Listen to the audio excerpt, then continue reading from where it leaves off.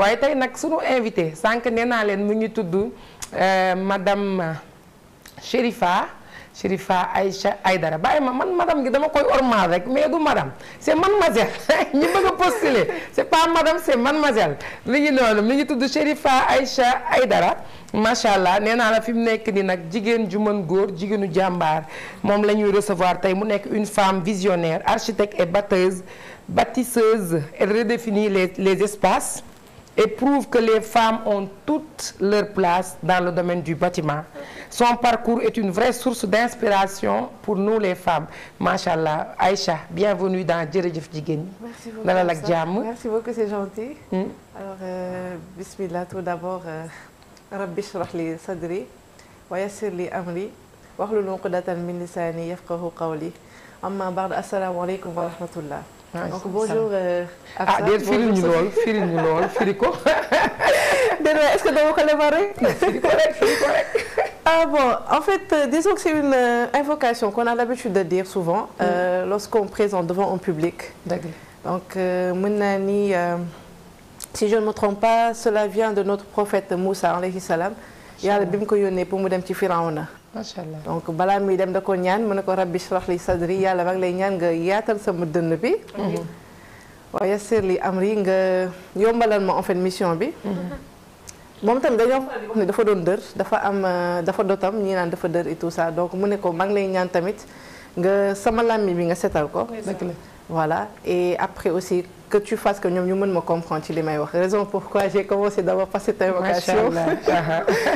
Donc bonjour Sophie, bonjour chers téléspectateurs. Moi c'est comme elle a dit tantôt Chérifa Aïcha Aïdara.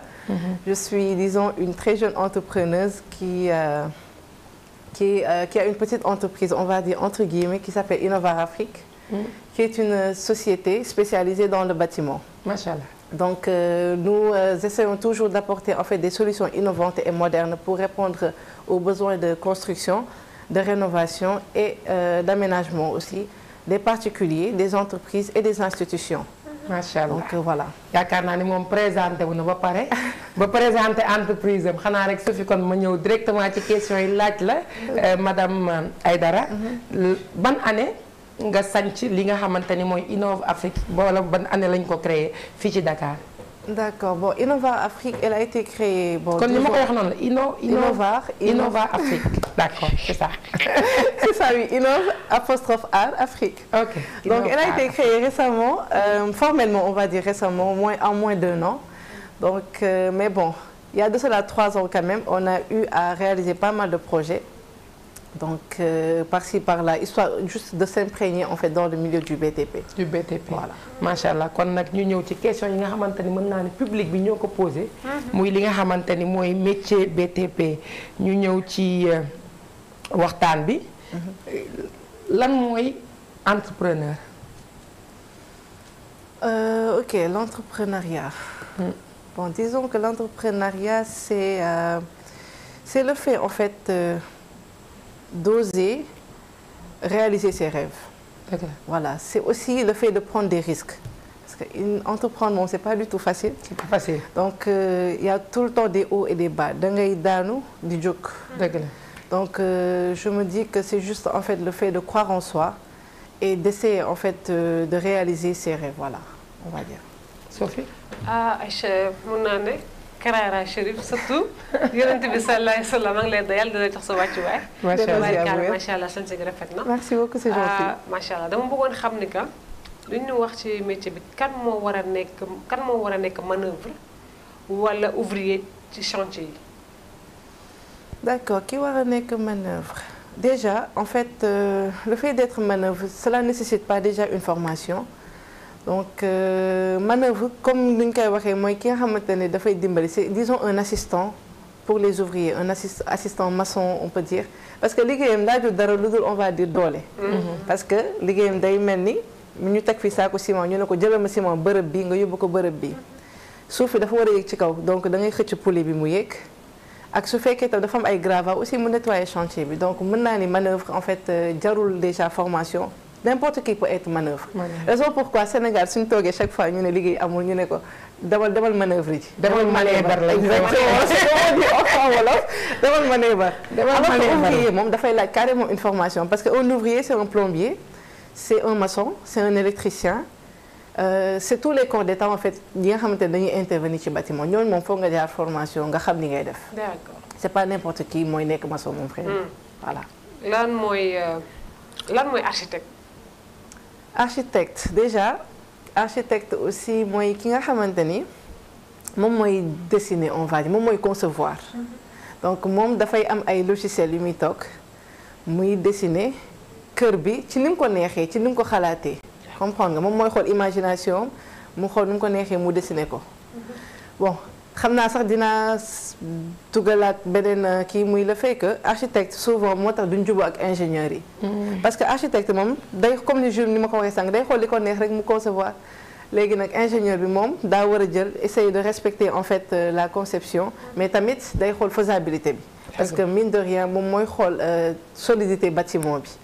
alors que architecte bi moom xoolul loolu moom design bi moo ko gën a intéressé. moo ko gën a intéressé exactement c'est ça. alors ñu ñëw ci lan mooy chef de chantier luy chef de chantier. chef de chantier mooy ki nga xamante ni déjà moom mooy superviser travaux yi. moom mooy xool moom mooy garantir en fait qualité des travaux yi moom mooy gérer déjà sécurité des maçons mu xool ndax maçons yi déjà sonn nañ seen EPI. waaw muy casque beeg gilet beeg dàll yi. moom mooy xool aussi ndax ñu ngi respecté délai yi ndax maçon yi moom foog nga topp seen ginnaaw di xool ndax liggéey bi mi ngi jaar yoon. mi ngi jaar yoon ndax li ñuy def tam ndax noonu la. moom mooy chef de chantier. moom tamit mooy gérer budget bi tout ça yëpp moo koy gérer. alors lan mooy designer. ok designer tamit dafay xaw a jël tuuti ak question bi ma ab Sophie pardon laajoon sànq. muy architecte ak designer mën nañ ni comme que architecte moom dafay concevoir. designer bi moom il est plutôt en fait dans l'aménagement c'est-à-dire moom ci décoration intérieur bi extérieur bi si lay gën a focaliser wu moom moo lay wax par exemple yan couleur ngay adapté ci tel endroit yan meuble ngay jënd noo koy aménager histoire que tu sois à l'aise en fait ci sa résidence wala ci sa bureau moom loolu lay gérer en fait. loolu lay gérer voilà loolu lay designer. léegi mën nañu xam entre ingénieur de conception ak ingénieur d'exécution lan mooy seen différence ñoom ñaar. ok un ingénieur de conception et un ingénieur d'exécution alors un ingénieur de conception déjà moom mooy gérer lépp luy wàllum étude moom mooy dessiner plan yi moom mooy def étude BA yi mooy c'est-à-dire les études béton armé et tout ça lépp luy kii ni voilà on va dire lépp luy étude de manière générale c'est à lui de le faire contrairement à l'ingénieur d'exécution kooku moom mooy nekk sur le terrain kooku mooy ji xool li nga xamante ne moom lañ concevoir ci papier mu def tout ba mu méngoo ak li ñu war a tabax. li ñu war a tabax voilà. macha allah léegi nag yaakaar naa ne Sophie téléspectateurs yi nga xamante ni ñoom ñooy seetaan ñoom ñoo joxe woon question yooyu maanaam léegi dara umpatu leen ci wàllum tabax macha allah alors Aïcha. oui ñu ñëw ci kañ nga commencé bëgg li nga xamante ni mooy wàllum tabax wàllum yeesalaat defaraat ak marteau yeeg trouvel ndax yooyu moom yaakaar naa moo nekk seen outil. wallaay effectivement léegi noonu kañ nga bëgg métier boobu. alors mon amour déjà pour le bâtiment revient de mes années au collège. Donc lorsque mes promotionnaires en fait choisissaient des matières facultatives comme la musique, l'écofam ou les langues étrangères comme l'espagnol et l'anglais, excusez-moi, le portugais et autres, moi j'avais choisi l'éducation artistique. Donc depuis le bas âge, depuis le collège, dans mon dessiner, je faisais des dessins en perspective et tout. Et je profite même de l'occasion, si vous me permettez, de saluer mon prof d'art, qui est M. Arébenor Bassel, qui a eu à représenter le Sénégal partout dans le monde. Donc c'est vraiment, disons, un icône. Donc lorsque je dessinais aussi, ce qui me différencie maintenant de mes camarades, je ne me limitais pas aux maisons traditionnelles qu'on avait l'habitude de voir au Sénégal. Moi, je m'inspirais des grandes architectures et des bâtiments des étrangers. Exactement. Souvent, je me dis, imaginez, des choses rares, sama dessin profite comme exemple dans les autres classes. Donc, d'où c'est d'ailleurs la raison pour laquelle, vu que je veux innover tout le temps, d'où l'aboutissement de ce rêve avec Innova Afrique. macha allah merci beaucoup. en tout cas lii moom Sophie yaakaar naa du jigéen ñëpp ko mën de. xool ko nee rek. waa loxo yi wowul. kay la Sophie du la bàyyi. warul de mademoiselle nga nii nga war a nekk maram fii war a tampon liggéey. ça va. macha allah ñu bëgg na xam yan jafe-jafe ngay am ci métier bi nga xamante ni moom ngay def ñi ci gën a fës. ok pour jafe-jafe yi moom jafe-jafe moom du ñàkk comme on dit souvent mais dama koy gën a focaliser sur les coûts sur le budget koppar gi xaalis gi xaalis gi mën naa ne jafe-jafe yu bëri loolu la des fois en fait vu que dañuy dépasser souvent suñuy budget si chantier loolu moom seetlu nañ ko parce que lu koy waral du dara lu dul en fait ñun dañuy bëgg di jaay lu qualité donc le fait que béton bi di cher dañuy bëgg jënd bu baax bi donc fekkoon dañoo ne client bi li temps la ñu jox donc lim ñu jox rek lañ koy defaral ñun nous on fonctionne pas comme ça nous on préfère en fait jël suñuy propre fonds accompagner la cliente pour que mu am satisfaction ci li ñu koy defaral raison pourquoi souvent on a des difficultés par rapport à la partie financière de nos chantiers voilà. léegi BTP urbanisme bu jaar yoon biir Sénégal loolu kañ la. xam naa ne daal foos yi moom Sophie wala Aïcha foos yi ku jëm rek sa tiwo da nga koy jëmale ca foos yi. ubbi foos yi ubbi foos yi mu nekk balli nga koy waxuma la taw gi sax waaye foos yi booy seet yépp ci benn yépp tiwo yépp foofu fa la jëm. kañ la ñuy am nag comme ni Sophie wax kañ la ñuy am lu baax rek fii ci Sénégal.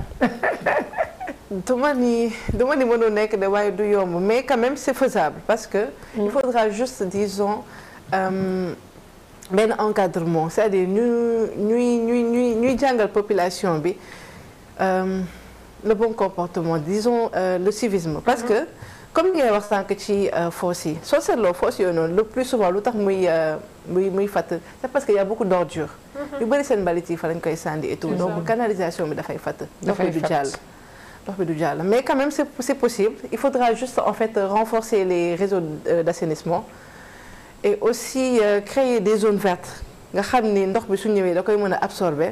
dëgg la loolu yëpp ay solutions yu ñu mën a adopter la pour que voilà ñu mën a xeex en fait inondation yi xew fan yii yëpp quand la pluie tombe en fait. vraiment yow bi nga nekkee ci métier ba tey mosoo ci am problème ne la di daanu na di dëng na di moy na xam nga parfois am na client yoo xam te neexuñu satisfaire. effectivement oh dëgg la. moom li muy waxee dafa mel ni da cee musa am problème bi. da nga am client bu la musa. non si.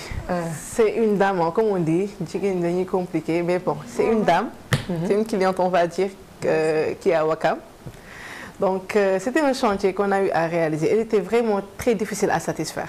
ah bon donc du coup arrivé au dañ ko defaral construction bi ba ci wàllum aménagement bi c'est elle-même qui avait eu à choisir ses propres carreaux. mu jox ñu pour ñu poser moo ko tànn carreau bu ko neex mu jox ñu Innova ne ñu poser leen ma ko ñu poser carreau yi ba mu jaar yoon et après finition et tout elle est passée mu xool mu ne finalement carreau yi neexatu ko nañ dindi lépp mais bon on a dû tout enlever on était obligé parce que bon comme on dit ce n'était pas du tout facile nag sincèrement c'était pas du tout facile mais comme que nous en fait la satisfaction du client est notre priorité on a dû tout enlever et recommencer avec de nouvelles carreaux ñu posé waat ko ba mu kontaan mën nañu baax na ñu doog a continuer ba fay na bi ngeen di ko damaa xam ne kat tout c'est payant loolu tamit bon fay rek liggéey bi mën jàll yoon yàlla baax na ji dañoo métti de macha allah tey ma ne la par exemple son excellence le président de la république du Sénégal monsieur Diomaye Diakhar Faye mu ngi seetaan émission bii di jërëjëf jigéen ñi tey boo ko bëggoon dénkaane wala nga bëgg ko wax wala nga bëgg ko lancer benn message ci noowu Innova Afrique lan nga koy wax. D'accord donc son excellence monsieur le président Diomaye Faye je vous adresse déjà mes salutations les plus sincères et ma gratitude aussi pour les travaux déployés en faveur du développement du Sénégal. Donc nous espérons vraiment que nous aurons disons un suivi continu dans la formation des jeunes et aussi dans l'encadrement dans les normes de construction et aussi Un accompagnement. Un accompagnement pour les petites entreprises, surtout celles qui sont dirigées par les femmes là. Nous souhaitons vraiment en fait voilà ñu gëstuñu bu baax surtout wàllum bâtiment bi. Actuellement nii vraiment les prix sont vraiment très très chers pour les matériaux. Vraiment nous voudrions en fait que les matériaux qu'elles soient de qualité aussi qu'elles soient abordables vraiment que les prix soient vraiment abordables pour que ñu mën a di si gis suñu bopp. on va dire kon maanaam liggéey bi ngeen di def nii yéen gisu leen ci seen bopp. pour l'instant nii soo seetloo chantier yëpp a taxaw. dara doxul. dañu yokk ciment bi wala fer bi lañu yokk. béton bi moo yokk. béton ak suuf si. même fer bi tamit yokk na mais daal béton bi ak suuf si moom waxuma daal yokk na. mais daal bu wàññee suuf. wàññi béton bi dina baax ci dina baax incha allah bon on espère. amoo waxaale. kon président wàññil béton bi ndaw bi yor béton bi ndax bi yor suuf si na wàññi béton bi ak suuf si ndax ñun tamit dañoo bëgg waaye yow Chérifa lan moo waral sax Sénégal terrain yi cher mais fii kenn mënu laal terrain yow nit ku ne diñ naan borom bitigu mbagg boo gis rek ndeysaan boutique bu mag a nekk ci xel mais ñun ñii ñëpp bëgg nañ nag amadam sugu bëgg nañ nag ay kër yoo xamante ne ñoo ko moomal suñu bopp mais fi mu nekk nii daa mel ni kër yi kenn du laal de lu waral seeraay bi. loolu moom dëgg la loolu moom dëgg la moom vraiment c'est un fait qui est là qui est réel mais bon je peux dire que. waaw l'une des causes c'est que la demande est plus élevée parce que surtout à Dakar et dans les grandes villes aussi. dëgg la donc il y a aussi des personnes yoo xamante ne ils achètent des terrains juste pour les revendre plus cher. ñoom dañuy jënd juste pour jaayaat ko mu gën a cher. donc il y a des gens qui font ça. mais bon disons que c'est juste l'aspect économique donc c'est un fait boo xamante ne à chaque fois que la demande est plus forte que l'offre les prix augmentent. dañuy augmenter dañuy yokk bu baax a baax. dëgg la. Aïdara Karara. non non la da nga koy ormal. waaw surtout yeneen bi kay faamu ormal. macha allah. des fois day romb ci yenn gox yi nga gis fa ay tabax yu ñaaw. day waar day ñaawal day dem ba day ñaawal gox bi des fois da ngay gis fa ku naan la boo ñëwee ba étage bu ñaaw boobu koñ boobu laa dëkk mais loolu lu tax lu ko waral. waaw su ma waxee duñ ma door en fait. kenn du la door non comme je dis rek comme ni ma ko waxee sànq si kii bi rek. c'est-à-dire si kii bi ngay proposer la rek design architectural bi ngay proposer la rek. par exemple si je prends notre exemple nous à Innova Afrique donc si je me permets bien je vais expliquer quand même c'est quoi Innova Afrique. dëgg la déjà innove mooy bi taxoon ngay way laaj ndax ni nga ko waxee noonu la. innove I2NOV en fait il vient du mot innovation. donc nous sommes là toujours pour essayer de proposer quelque chose de nouvel, quelque chose de très rare, de différent en fait, que tu ne verras pas partout très souvent. Donc on essaie de proposer quelque chose au client qui lui est propre. Donc l'apostrophe art reflète en fait l'esthétique. D'accord. Mais esthétique bi mu doon wax sànq à savoir la beauté des bâtiments. Parce que nous moom on y tient vraiment. Parce que pour nous en fait un bâtiment c'est pas juste technique. C'est aussi la beauté. Il faudra que voilà, le bâtiment soit très beau. Et ensuite, Afrique, qui est le continent africain et qui nous rappelle aussi notre fierté d'être une entreprise sénégalaise qui valorise en fait excusez-moi, l'innovation locale. Donc, on aspire vraiment aussi à rayonner dans tout le continent africain. Donc, c'est ça le mot Innova Afrique.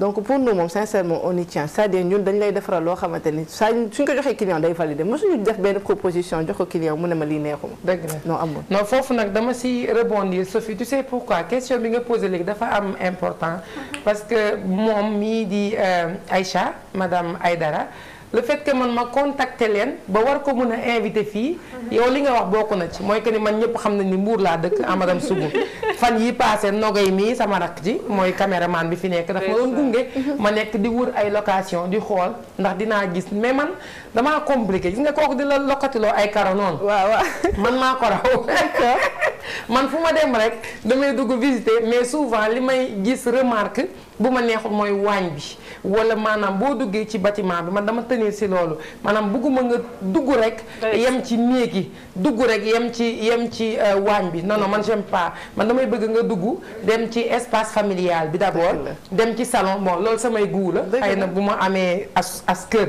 dinaa ko taxee inchallah alors man ma dugg si benn kër mais kër bi comme ni nga wax Sophie mu neex ma. mu neex ma ci wàllum déco maanaam peinture bi ma gis ne aussi carreaux yu rafet lañu. ma gis aussi que ni kër gi macha allah tey man bu ma doon maa fa dëkk. dinaa am aération. c'est tellement parfait que man lu ma bëggoon rek waxuma woon sax pour location bi dama bëggoon dëkk ci kër gi. ma jël numéro téléphone bi ma ne ñi tabax lii. xam naa ku leen am waxuma sax pour louer mais bu ëllëgee boo amee suuf booy tabax dinañ la mën a defal lu baax alors par la grande surprise ma woote muy jigéen. voilà alors ma ne ko nag yow dama la yóbbu télé ba parce que ñun émission bi jigéen ñee ko tax a jóg. looloo waral tey invitation bi fii parce que macha allah gis naa ni li ngeen di liggéey dafa mucc ay du rek pour waxu publicité du pour waxu convaincre leen. mais li may wax ku ko weddi tey si tey bu joxee numéro wala mu jox la adresse am nga woo ko dem ba nga gis li nga xamante ni moom la ñuy liggéey et puis mu nekk jigéenu jàmbaar. nekk jigéen jiite ay góor. te loolu yomb ci âge bi mu am nii macha allah. alors xanaa lu ñu lay laaj rek mooy que ni lii di Innov Afrique ndax mës ngeen am client boo xamante ni comme man ni ma la oowee nii rek pour bëgg la invité est-ce que mës ngeen am client boo xam ne daf la woo parce que dafa gis benn kër bu rafet wala fu ngeen def seen numéro noonu pour nga tabaxal ko ndax mës ngeen ci am. oui effectivement. D'ailleurs sax loolu moo gën a faral di am sax que yeneen par les autres moyens oui. D'ailleurs sax je vais même te remercier le fait que tu m'aies invité parce que c'est la toute première fois que je suis invitée dans une télé. Machallah. Donc le plus souvent suñu publicité wala suñu promotion c'est de bouche à oreille. C'est vrai que nag quand même on a un pôle boo xamante ne c'est un pôle de communication avec la création d'un site web et les pages aussi qu'on a eu à créer que ça soit Facebook, Instagram, TikTok et autres. Mais quand même. Si bouche à oreille comme nga defal nit ko mu neex ko nga am gan bi ne ku la defaral lii mu ne diw mu jox ko numéro bi noonu lañ gën a amee ay clients que mu nekk ci ay réseaux. Donc disons que c'est une fierté aussi pour nous en fait de l'avouer parce que quand il y a la bouche à oreille cela montre que en fait le travail accompli est vraiment bien fait. dëgg la loolu moom am na liggéey bu rafet la nit di jël di jox moromam. adresse bi exactement. ci say bâtiment léegi est-ce que yaatu nañ ak couloir yi. oui parce que mën nga dugg si tabax yoo xamante ne loolu am ñoo xam ne day am benn terrain ñu war ci am 5 néeg ñu def ko 7 di ko loué léegi ki nga loué day xat tàng léegi boo génn bis bu yàlla defee nga génne locataire yi nga war fa dëkk mais doo nooy def moo tax kër yi dafa war a yaatu aération couloir yi yaatu nga xam ne soo péri yi daal fii ñëw fii mais soo périwee moxoñu waaye comme nee nañ ku ne du teew ñuy nataal loolu dañ koy bàyyi moom mi ñu laaj ko lu waral des fois yenn dëkkuwaay yi di xa ci architecte bi lay doon wala ci ingénieur bi lay doon wala ci chef de chantier bi lay doon propriétaire bi sax. waaw bon li koy waral mën na bëri mën na nekk yooyu yëpp mais aussi mën na nekk tamit dimensionnement terrain bi déjà ndax terrain bi yaatu na ba pare ak ki nga xamante ne tamit mooy def conception bi li nga wax sànq am na nooy concevoir yi da ngay élargir c'est-à-dire espace yi am na tamit nooy defee espace yi dafay rétrécir donc déjà c'est une façon de faire boo xamante ni voilà disons que jàngat la bi ngay am yow donc pour pouvoir en fait maximiser l'espace dans les pièces voilà. kon maanaam daal dafay dépendre ci li nga xamante ni. xam-xam bi exactement. kon daal am leen xam-xam bu mel ni bu Aïcha ndax man kër yi ma gis laay boo ñu mënee may image yu kër yi Aïcha jot a defar. macha allah buñ la nee lii jigéen moo ko diriger jigéen moo taxaw et puis comme li ñuy wax Sophie xam nga souvent dañ naan jigéen ñi ñoo gën a exigeant. dëgg la. des fois góor ñi mbaa du am góor ñi taxaw naan la waaye jigéen kese la sama patron jigéen kese la. non nga koy wax dara mu bañ ko def. bizarrement nag c'est le contraire. fii nag dañu respecté de yëpp chef de chantier yi moom la. si bon chef de chantier je parle de chef de chantier. architecte bi je veux dire. taaru na macha allah alors léegi nag ñu seetlu dara loolu moom question wu madame Sougou la mooy kii di def lii di éducation nee na seetlu na ni architecte yi dañuy utiliser souvent alicobon. oui lu ko waral. ouais non l'alicobon c'est parce que c'est un matériau déjà moderne lu bees la et très pratique aussi.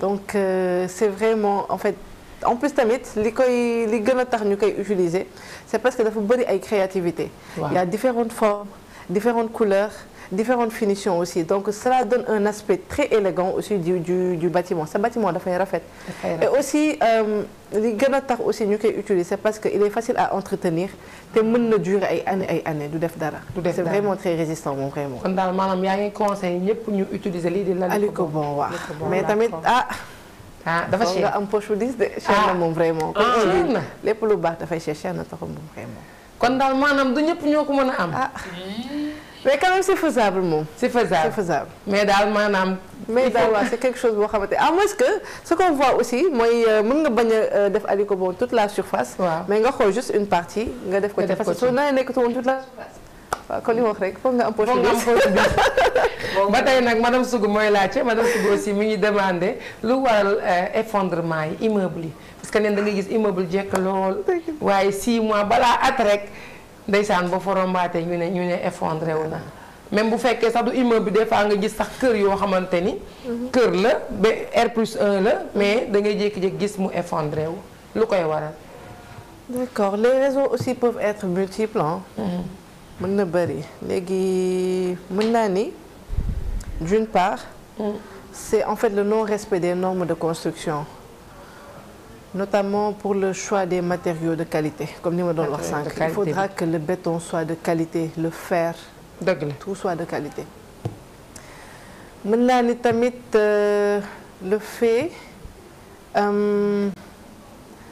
il y a aussi peut-être mën na nekk tamit absence d'études techniques approfondies étude bi nga xamante ni si la ñu war a gën a xuus su fekkee fekku leen si tamit mën na waral di daaneel bâtiment yi donc il faudra une étude approfondie xóot a xóot ci bâtiment bi nga def comment dire étude BA yeeg yooyu yëpp mën naa ni tamit s'il y a pas la main d'œuvre qualifiée muy maçon yi c'est pas ku jug rek comme ni doon wax sànq ku jug rek nekk maçon parce que nekk maçon du ñëw rek teg brique raax dafa am ay normes dafa am ay règles te loolu foog nga jàng ko il faudra en fait des métiers et de l'expérience aussi pour pouvoir faire une construction normale dëgg la mën naa ni tamit des fois ci côté entrepreneur yi dina am ñoo xamante ni dañuy bëgg en fait di réduire les coûts comme par exemple fi nga war a jëndee 20 tonnes nga dem jënd fa 15 tonnes di sakkanal fee pour am loo def sa poche loolu aussi tamit day waral yéen ñi tamit mais bon nous moom chez moom à Innova Afrique moom sincèrement nous veillons sur la qualité la sécurité et le respect aussi de l'environnement parce que pour nous en fait un bâtiment il doit être solide et durable aussi durable ouais. tamit inchallah parce que mën naa ni tey boo amoon cliente boo xamante ni dafa dëkk Saint-Louis kee dëkk Tambacounda kii nekk Dakar wala ma ne keneen ki nekk Ziguinchor tey ñoom bu ñu la woowoon client boobu est-ce que devis bi ngay defal Absa mi nekk Dakar madame Sougou mi nekk Tamba su fi nekk Ziguinchor est-ce que même devis bi lay nekk comme ñoom ñëpp bëggandoo même type de bâtiment bi non cela peut différer dafay am différence quand même parce que suñuy établir devis bi déjà dañuy dem ñun sur place déjà ñun da ngay ñëw am sa kër ñu déplacé wu ba fi nga nekk ñu xool kon du ngeen wax ci téléphone non sa amul téléphone dañuy déplacé wu dugg ci région bi soo nekkee kii dañuy ñëw ànd ak yow ñu def tour de chantier bi ñu xam li nga bëgg nga waxtaan ñuy waxtaan ak yow ñu xam li nga bëgg foofu la ñuy xamee en fait client bi ñu xam ay goûtam pour ñu mën ko proposer quelque chose comme ni ma la wax sànq duñ proposer dara client ba mu nee non te parce que lu ñuy wax ak yow ñu ngi lay jàng ñu ngi xam yow ban façon di nga xam ne kii daa bëgg bëri ay couleur kii daa bëgg lu simple noonu nga koy xamee sooy waxtaan ak client bi donc suñu demee ba sur place ñu gis comment dire ñu def kii bi comment dire visite bi waaw suñu demee ba mu leer nañu ko client bi en fait pare na pour liggéey ko dañuy ñëwaat encore def tour kii bi dëkk bi mu nekk ñu xool fournisseurs yi fa nekk étudier seen prix xool suñu paree ñu jël prix yi ñu tenir ko en compte ci suñu devis jëlaale aussi transport su fekkee dañoo nar a jël suñu maçon yi yóbbu leen sur place pour que ñu def réalisation donc du coup différence bi dafay nekk ci ñoom zone bi ñu nekk ñoom ñaata la ñuy jaayee ñoom seen suuf seen béton ak tamit transport bi nga xamante ne moom la ñuy laaj pour jox ko suñuy maçon pour ñu dem loolu kese mooy différence seen loge nourrie waaye c'est bon waaye c'est ça loolu c'est idooxi mais moom kay dina la maçon yi ñu loge leen mais est-ce que tamit du lay dal tamit nga am genre chantier bu mel noonu dañoo am ku ñu lakkal ci kër gi kon ak yaa lakkale dafa am genre chantier yu mel noonu. nga jël maçon yi nekk si gox boobu. si day am kay. loolu comme ni ma la ko waxee ni xoolee prix yi ñoom ñu ñuy jaay seen ay fer mooy quincaillerie yi ñu ko bëggee xool. noonu la ñuy xoolaalee tamit maçon yi fa nekk. mais tamit dinañ laajte tamit comme ni ma la du ma jox n'importe quel maçon rek sama liggéey dinañ xool liggéey yi nga jot a kii nii daal yi nga jot a liggéey ñu xool ni que ndax tu as l'expérience suñ toogee ak yow wax ak yow rek dinañ xam ndax yow. mais tamit di nga tenir compte ci maanaam dëkk ba suufu nu ñuy wax suufu balen te xaw ma suufu kii bi suuf bu parce que am na suuf boo xam dafay màbb. loo ki def day màbb je pense que kooku fondement am. exactement ak maa ngi. noonu la parce que kooku ni ngeen koy defaree fondement bi ak ki nekk ci suuf boo xamante ni fondation bi. defe naa du doon benn. non du doon benn comme ni nga wax loolu yëpp tamit comme sànq lu ma laaj ingénieur de conception yi ñoo koy def dañuy def étude préalable yi comme li ma doon wax sànq. loolu yëpp am na ci Innov Afrique. lépp. au complet. Innov Art Afrique. non Innov complet. Innov complet soo fee la tuddee boobu. est-ce que mosoo am client boo xam ne dalay woo ngeen dem discuter ci prix fekk moom xam na fi nga jëm ak moom après mu teg la ndànk dem jël benn taf yëngal. kon du am lu ko neex rek. du am li mu bëgg. bëri na moom vraiment bëri na. parce que comme nous on accompagne en fait nos clients souvent. donc li ñu daal bëri na moo tax dañuy jël client bu ñëw dañ koy defal lépp étudier yëpp ba devis yi. jox ko mais bon après malheureusement. da koy woo mooy loolu. waaye ça nous arrive souvent mais on prend sur nous quand même. on prend sur nous yàlla baax na brique normale lan mooy spécificité wu brique normale. c'est-à-dire comme différentes briques yi am. waaw lan mooy dëgëraayu brique normale nan la war a mel. brique normale yi donc déjà brique yi dafa am ay spécificité bu si nekk am ay forme tamit donc y a des ordis y a des briques de 15 des briques yi sax ñun mën naa ne suñu kii nii aglo lañ koy woowee. c'est des aglo donc aglo yi. dafa am ay aglo tap am ay aglo industriel. te tape le plus souvent ay waay bëgg ñu may wax loo ci mais bon damay wax ni de manière générale mais le plus souvent ak yooyu noonu c'est-à-dire xaw ma la de séchage bi moo dul kii wala mais yu si bëri du baax intégré mu toj moo tax nous on préfère plutôt en fait aller sur des agglos industriels ci usines yi la ñuy commander directement ñu fournir parce que foofu dalee leen ils vont respecter en fait les normes de voilà de fabrication et tout ñun foofu la ñuy dem ci usines yi commander say briques moo gën que sunu tonton yi. tonton yi wax ko nañu def briques yu baax nag parce que tamit madame Sougou loolu du yoon. Vito am nga terrain. dinaa ko sa suukar amagoo terrain waaye wut leen briques yu baax nag defar leen briques yu baax nag. mais normalement da ngay gis comme man sama maam doom tabax danaan benn saaku ciment nee na 25 briques la ci bëgg. parce que da ngay gis maçon bu jël benn saaku ciment ne 40. moom da ne maa moom sama ciment. sama kër na saf ciment. sama ciment. waaw mais imagine bu yoxee saaku ciment. nee la 25 briques nga def 40. ça veut dire que kon ciment bi brique bi day saf suuf. moo tax nga tëdd rek. dëgg la miir na te dëgg la dëgg la wàcc sa bopp bi nga faatu fa yàlla. dëgg la dëgg la dëgg la de. macha allah est-ce que yow mën a ci jigéen d'intégrer li nga xamante ni corps bi presque góor ñi nga ciy gis. waaye ça moom c'est vrai c'est un métier boo xamante ne il est perçu comme étant masculin. mais quand même moi je me dis qu'en fait la compétence elle n'a pas de genre. C'est vrai. Voilà donc toute personne homme comme femme. surtout les femmes si vous avez en fait la passion et la persévérance vraiment vous pouvez réaliser beaucoup de choses dans ce milieu-là. dëgg la donc voilà amul góor amul jigéen. amul góor amul jigéen waaw.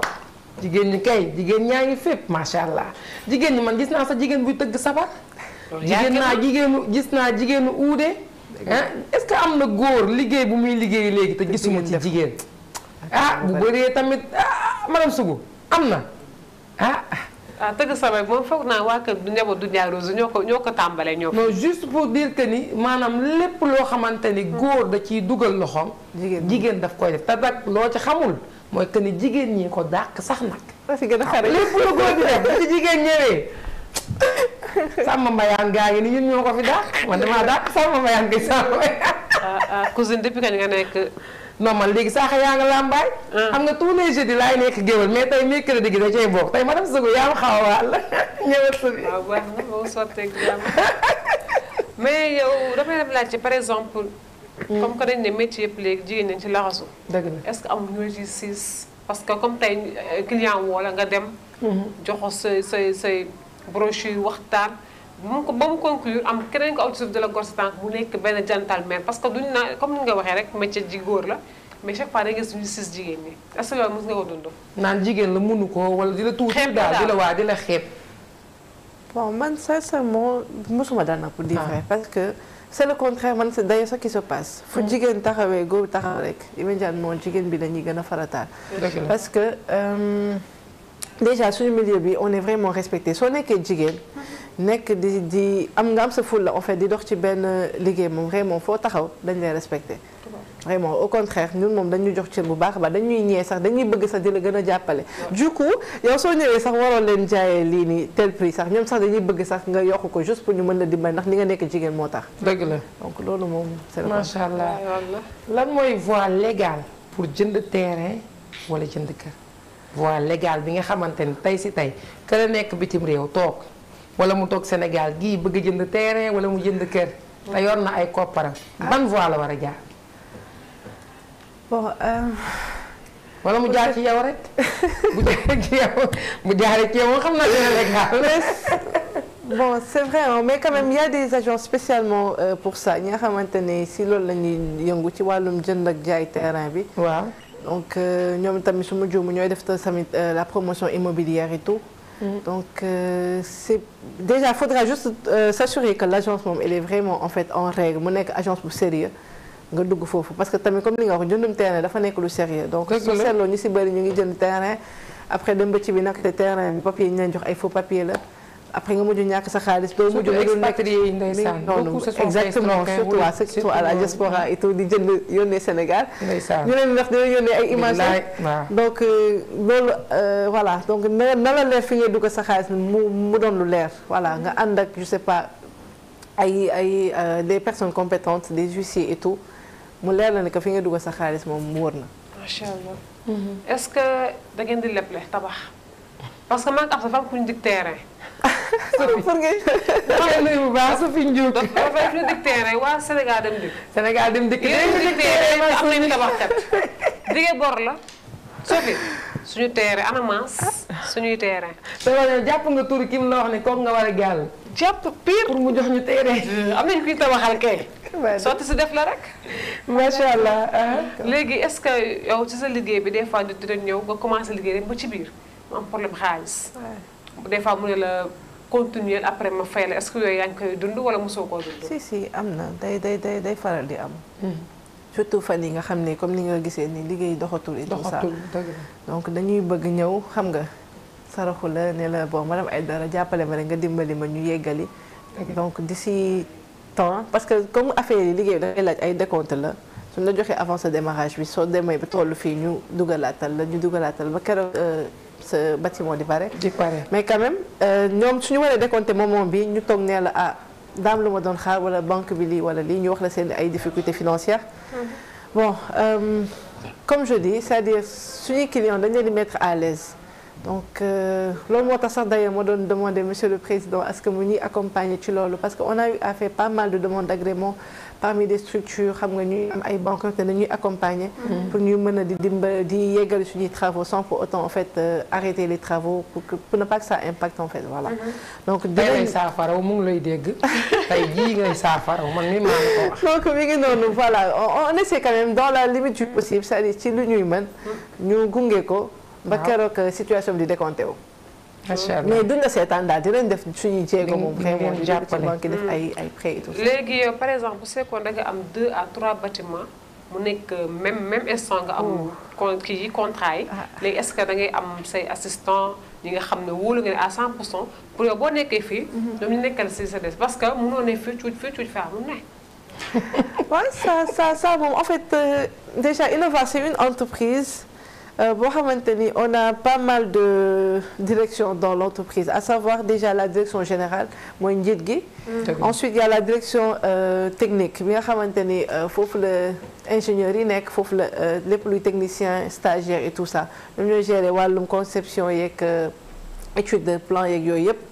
Après aussi il y a la direction administrative et financière ñoom ñooy gérer wàllum comptabilité mi koppar geeg la place administrative. À savoir la rédaction des contrats xam nga comme je disais tantôt les lettres d'agrément tout ça mooy wàllum financement bi ñoom ñoo koy gérer. Il y a aussi le pôle de communication ñu ma doon wax sànq ñoom ñooy gérer lépp luy affiche yeeg site web beeg image de l'entreprise. dama fàtte sax bi may introduire dama am aussi atelier de fabrication boo xamante ni aussi dañuy def lépp luy menuiserie bois aluminium métallique ak bricolage. Et par bricolage sax d'ailleurs mën naa ni on nous sommes lancés en fait dans une innovation locale à savoir la confection de vasques. dëgg la dañuy defar vasques par nos ouvriers ici c'est made in Sénégal dans nos locaux donc. parce que yu nice laa gis nag. laaj boo nu mënee woon vax yi waaw. rafet te gis naa la ci biir ngay defar yow daal madame Aïdara daal macha allah. ah non mais sant yàlla daal. macha allah jigéen bu mën góor la. waaw jigéen ju mën góor la de. macha allah mu ngi noonu yaakaar naa ni képp ku soxla bâtiment bu baax ba pare immobilier comme ni may wax da ngay def ay location aussi. oui waaw on fait aussi l'immobilier. yooyu day fekk ni yow yaa ko tabax di ko loué wala comme tey man su ma tabaxee nga tabaxal ma sama kër ba pare mun naa ko teg ci sa loxo. exactement c'est ça waaw. nga gérer ko c'est ça. parce que dégg naa say cliente ñu ne moom bëggeewul tiitul. le 5 wala le kii day dafa maanaam dafa compréhensif. du la wañ daal xam nga des fois nga loué nit. le 5 bu jotee boo fayulee mu ñëw ndeysaan ni la du xool njaboot gi du xool dara. mais est-ce que tamit loolu baax gu ëpp googu nit ñi tamit duñ ci abusé ba bañ a fay. amagoo ci cas. ok da ngay daw ci ginnaaw nit ki ba sonn. loolu tamit du yoon da ngay daw ci ginnaaw nit ki ba sonn moom vraiment. mais bon. yàlla baax na. lu metti jàmbaar lay jàmbaar lay dal macha allah ñu ngi lay jaajëfal ci déplacement bi nga def ñëw fekk si ñu fii ci ITV ci émission bi di jërëjëf jigéen ñi. yaakaar naa nee naa su fi à chaque fois jigéen bu ne jaar na fi macha allah. waaye tey jigéen ju mën góor moo fi jaar. jigéen ju xamante ni nee naa xoolal lii ci ay vax. lii du noonu la de vax ah. vasque waaw vasque ay waay sama laamin bee tànk ama dem sëgu mu ngi nii xoolal lii ci couleur bu rafet macha allah nee naa te bu nekk nag ak turam. fa mel ni gis naa fa Fatima. Khadija Aïcha tur nan lay dikkee yow yaa xool tur bu la neex. waaw on va dire wala mooy dédicacé ko sama benn copine rek.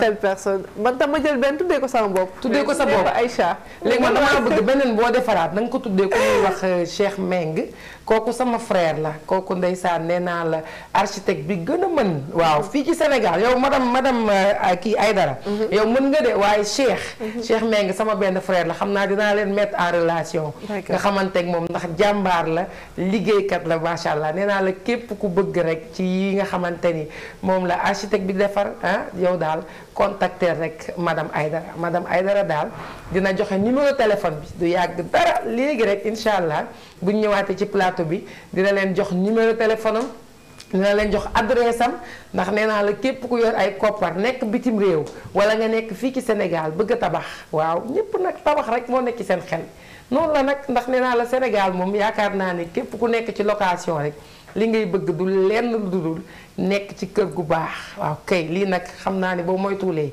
dinaa la boole ak ay nit yoo xamante ni macha allah ñoom tabax rek lañ bëgg tabax bu baax nag tabax bu baax bu qualité yow mii yaa koy def waa borom Innov Art xam naa nag léegi nii nit ñaa ngi naan ma ab sa gaawal joxe numéro bi gaawal joxe numéro bi ñu li ngay wax waxuñu ko wax ji bëri na numéro téléphone bi lañ soxla numéro bi lañ soxla laay dafa mel ni numéro baa ngi noonu ci suuf de numéro baa ngi noonu laay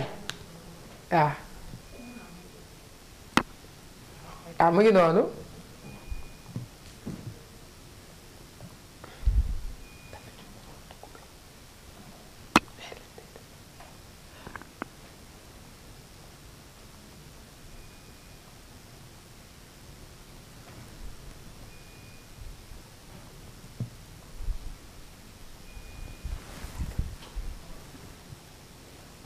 Sénégal d'accord nga jigéen ñi ñoo yor réew mi Sénégal d'accord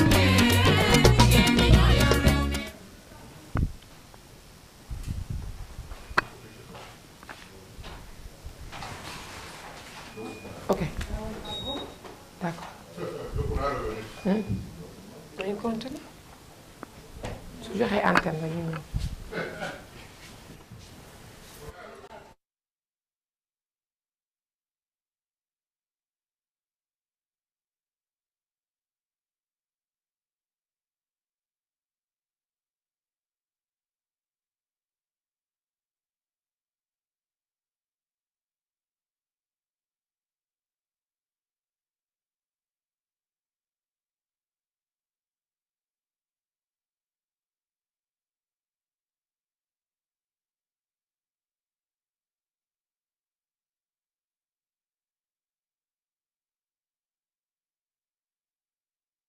Sénégal d'accord nga jigéen ñi ñoo yor réew mi.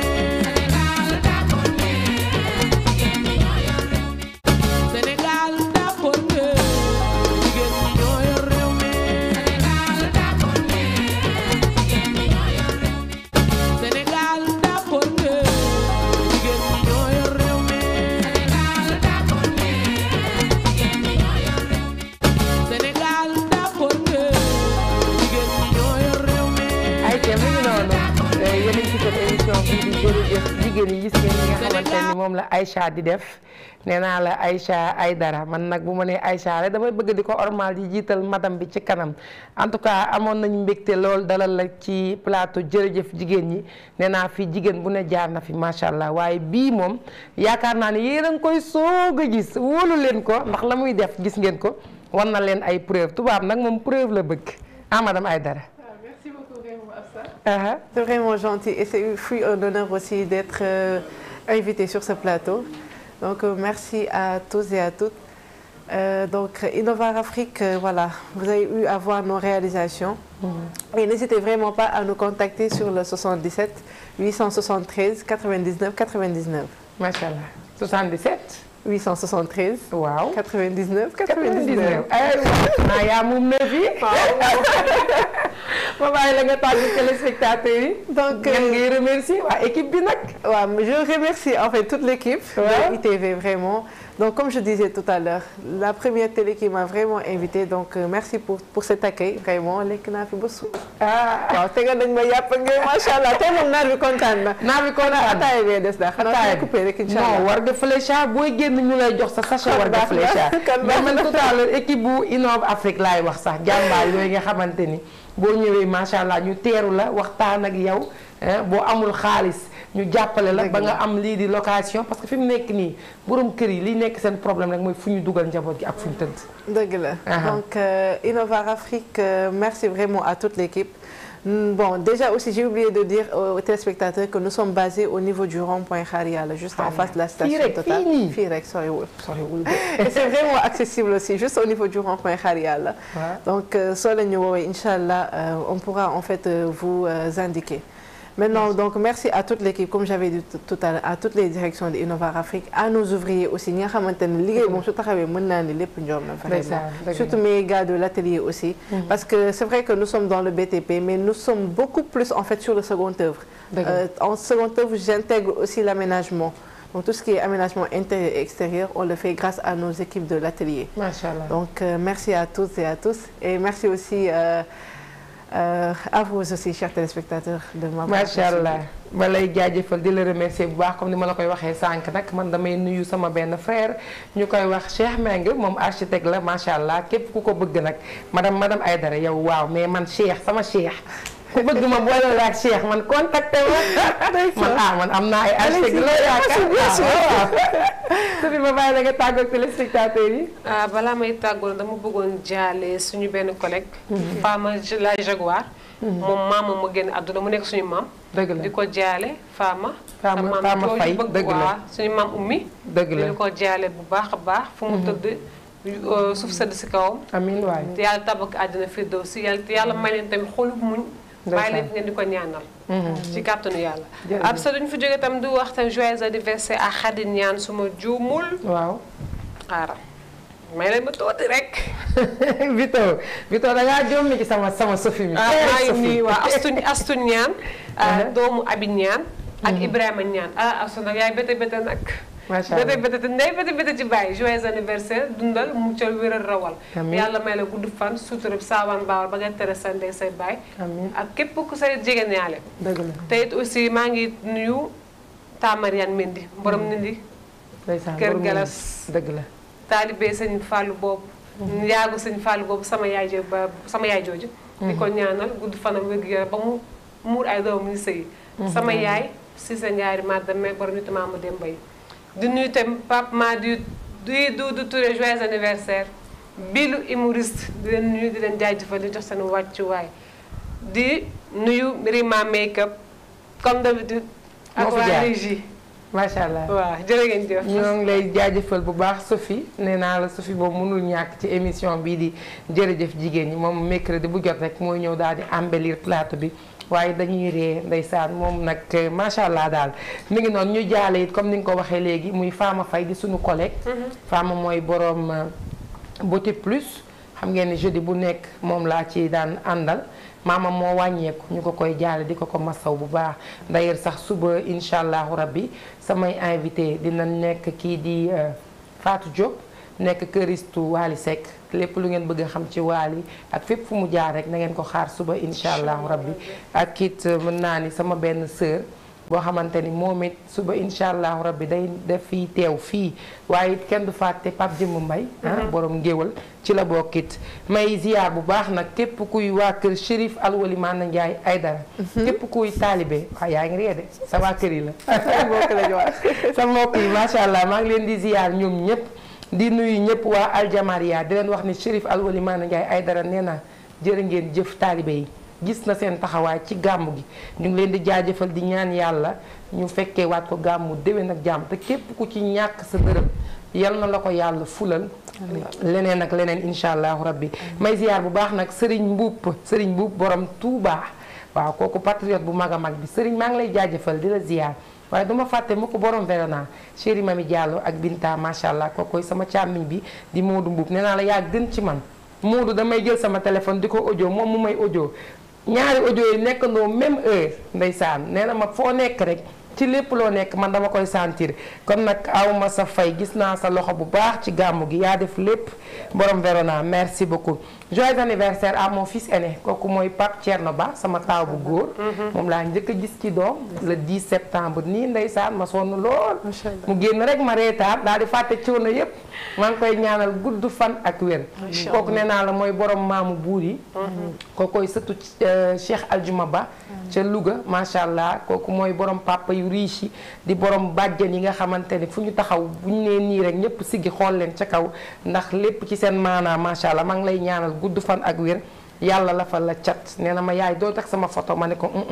na pata yëpp ñaan yàlla la fa la cat rek mi ngi noonu ma remercier bu baax nag kii di Kabakoya d'Afrique chez Clémentine moom nag yaakaar naa ni damay génn madame Aïdara damay génn ndax lii nii li ci kaw nii gis nga ko nii moom moo fa jaar Clémentine la tudd mu ngi nekk fële ci Zac Mbao cité RTS numéro téléphone bi xam naa laaj na leen ko affiché léegi képp ku bëgg ci lii rek moom gis ngeen ko nii moom bu jógee Nigéria nee na ma ab sa damay indi ba indil ñi nga xamante ni Sophie dañuy bëgg jaayaat maanaam képp kuy jigéen bëgg jaayaat rek bëgg ci lii lu jekk lii da ngay woo Clémentine dinaa leen jox léegi numéro bi ndax defe naa tonton laay numéro bee ko xaw a sori waaw mu ngi noonu kooku mooy Kabakoya d'Afrique chez Clémentine 77 703 37 12 loolu mooy numéro téléphone bi waaye li ci biir gis ngeen ko nii li ci biir maanaam chemise bi te nag marque polo laa laal nag marque polo laa laal daa def sama jiin bi tamit marque la jiin bu rafet la ma jox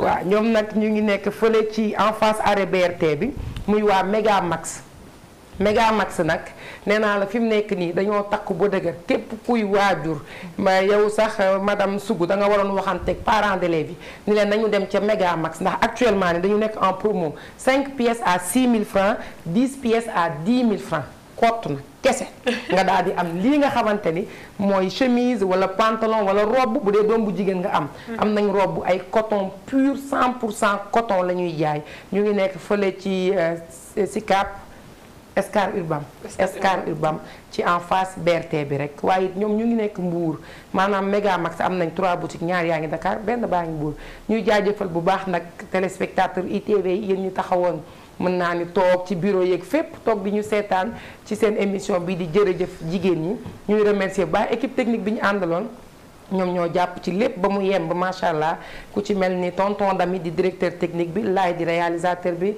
tey gis naa fi beneen réalisateur muy Charles daanu ñëw teel de tey dangaa teel a ñëw na xaw ma lu xew muy remercier Nogay di caméraman merci beaucoup à Rima Beauty moom moo jaar ci maquillage yi waaw ñu maas nuun gi moo jaar ci maquillage yi mu ngi noonu ñu leen di jaajëfal madame Diouf Marie Sonko mu ngi noonu ak kii di Papi ci montage bi macha allah Paul ñu jaajëfal it Saliou Dem man sama équipe la bokk bii baa kenn du la fàtte benn yoon ñu jaajëfal it Vito mon frère moom nag ndeysaan nee naa la Vito day bàyyi léppam xëy suba teel rek daal di ñëw daal di may jàkkaarloog man moo tax Vito yow kenn du la fàtte ñu jaajëfal la bu baax a baax di jox dig daje ba suba ak jàmm ci jeudi bi ci jërëjëf jigéen ñi jërë ngeen jëf portez-vous merveilleusement bien ciao